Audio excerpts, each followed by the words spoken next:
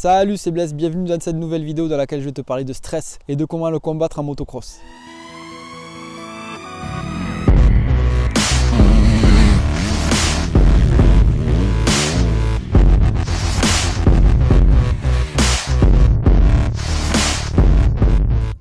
Avant, n'hésite pas à cliquer sur le bouton s'abonner qui se trouve juste en dessous pour recevoir en avant-première toutes nos dernières vidéos.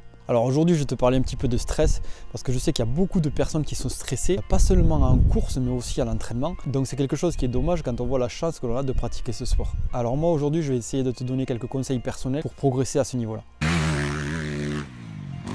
Alors toi, peut-être qu'aujourd'hui tu es tétanisé, tu ne te sens pas à ta place dans un terrain de motocross, tu regardes derrière, tu crois toujours que quelqu'un va te sauter dessus, que ce soit à l'entraînement ou en course. Tu es un petit peu comme un animal tétanisé qui traverse la route. Et bien aujourd'hui, on va voir ensemble ce que tu peux faire pour progresser à ce niveau-là. Moi aujourd'hui, je te propose de remplacer le stress par la passion. Je te propose d'arrêter d'être cet animal qui traverse la route et qui a peur de le faire et de devenir cette voiture qui roule avec les autres et qui va plus vite que les autres.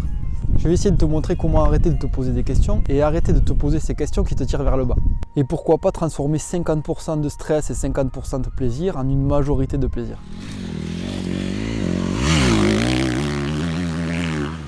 Déjà, ce qu'il faut savoir, c'est que l'être humain a beaucoup de peurs.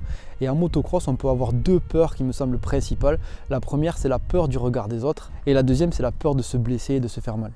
La plus primaire, c'est la peur de mal faire, la peur d'échouer, la peur de se faire doubler et la peur de ne pas être à la hauteur. Il y a aussi la peur de décevoir, ça peut être la peur de décevoir tes parents qui t'accompagnent ou la peur de décevoir ta copine qui a posé son week-end juste pour venir te voir à une course. Donc la chose que je te conseille par rapport à ça, c'est de ne plus penser performance et de penser plutôt plaisir. Alors pourquoi je te dis ça? Tout simplement parce qu'on se fixe tous des objectifs et ces objectifs parlent en termes de performance. C'est-à-dire qu'on vise par exemple un top 3 à la fin de l'année, un top 5 ou un top 10, mais on ne parle jamais de la partie plaisir qui va faire qu'on va arriver à cet objectif-là.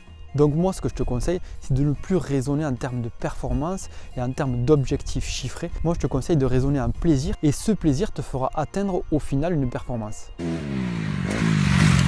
La deuxième peur que l'on peut avoir et la deuxième source de stress, ça peut être la blessure et la chute. Alors cette peur-là, elle peut être difficile à enlever, surtout si tu as été victime de chutes et de plusieurs blessures. Mais il faut que tu saches que tout le monde a cette petite appréhension qui fait que ce sport n'est pas accessible à tout le monde. Donc la meilleure chose que je peux te conseiller pour essayer de combattre le stress lié à la blessure et lié aux chutes, c'est déjà de t'entraîner tranquillement, de ne pas t'entraîner lorsqu'il y a énormément de monde et de ne pas te mettre la pression.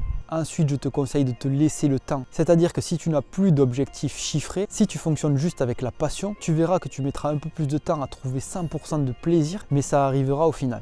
Autre chose que tu peux mettre en place pour te redonner confiance et ne plus avoir peur de la blessure, c'est rouler pendant plusieurs week-ends à 70%, ensuite augmenter petit à petit ton allure. C'est quelque chose qu'on ne fait généralement pas, on essaye de rouler à fond dès qu'on le peut. Ça sera peut-être pas terrible pour gagner en vitesse, mais ça sera certainement bon pour gagner en confiance. Et il faut que tu saches que la confiance et la vitesse sont souvent liées.